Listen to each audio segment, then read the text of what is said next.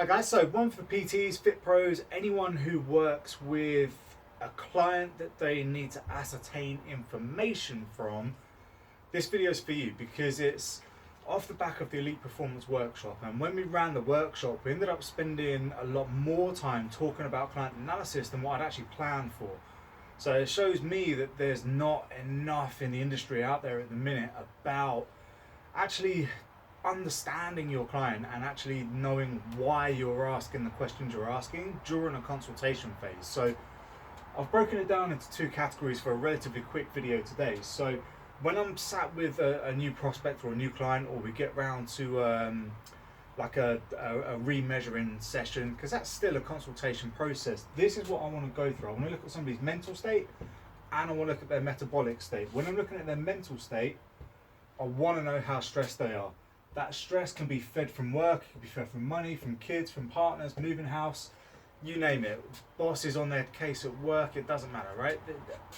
That mental side of stress, where there's actually external factors that are affecting somebody's state of mind, I want to know how severe that is. I want to know what it is that is actually, getting into their head and possibly making them make the wrong food choices, possibly making them decide to not go on that walk or not go on that bike ride or whatever it may be that's going to stop them from getting towards their results.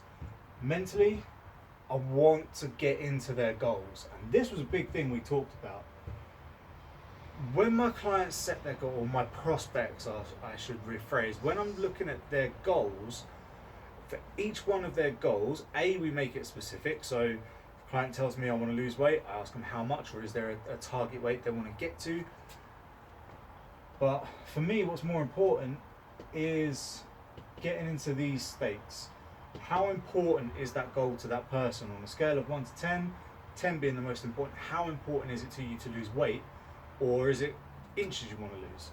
In terms of confidence, how confident are they that they want to actually, not that they want that, how confident do they feel that they can actually achieve their goal? If that is a less than 10 out of 10 in terms of their confidence, tells me there's barriers in the way to their success. So I want to find out, what is that barrier? What's not making them 100% confident to actually achieve what they want to achieve? Motivation and commitment. Now, it's important for me to get my client to define each of those. Motivation can be is a totally separate thing, away from confidence and away from commitment. So I need to know how a client defines importance, confidence, motivation, and commitment, just so that they understand what it is they need to do, particularly when it comes to commitment. Because for me, commitment is doing what needs to be done when no one's looking.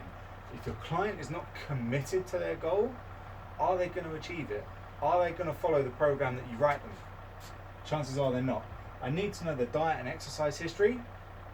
The reason I need to know their diet history is because if they've yo-yo dieted for years and years and years, it's going to be harder for them to lose weight every time they start a new diet as such. So this is important, because metabolically, yo-yo dieting can screw people up. I need to know their likes and dislikes, because what's the point in me programming them lunges if they hate lunges and it makes their knees hurt? Is it worth me putting lunges in that person's program? Probably not. Their food and training, well, they're just repeating myself there. So that's what it comes to in terms of likes and dislikes, okay?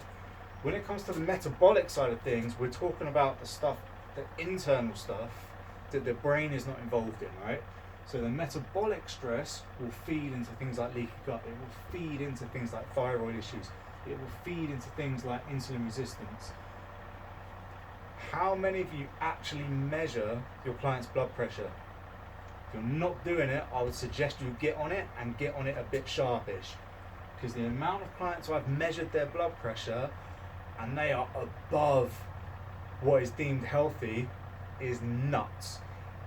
Before I started doing some cardio again, I measured mine. I was doing a lot of powerlifting, a lot of power-based movement, a lot of heavy weights.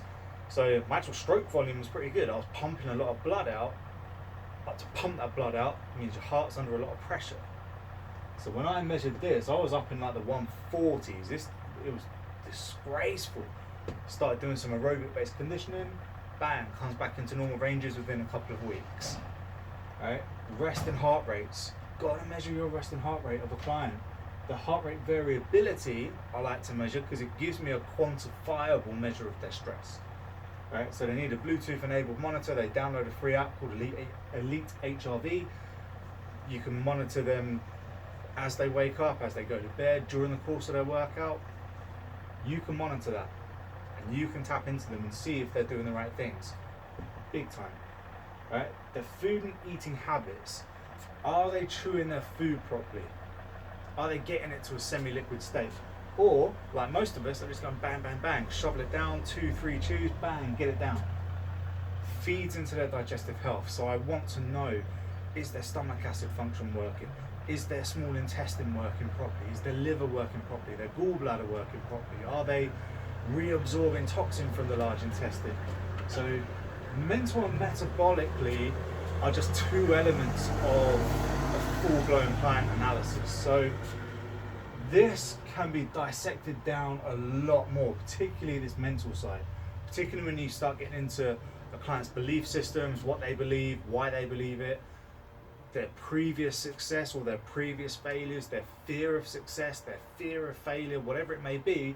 You can get really deep with a client on some of this, really deep. So this is why we spent a lot of time chatting about client analysis, because it's so multifaceted. You know, we didn't even talk about skin folds.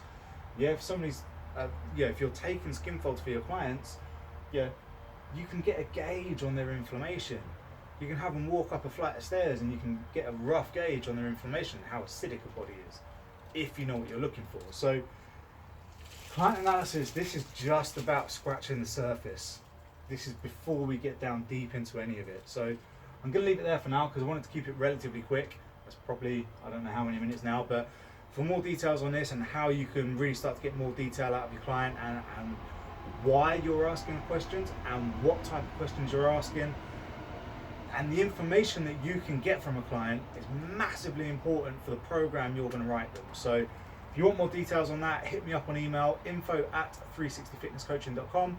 I'll get back in touch with you. Keep an eye out for some future workshops which will be about this kind of stuff, and probably exclusively around goal setting and goal management for your clients. So get in touch and I'll be in touch.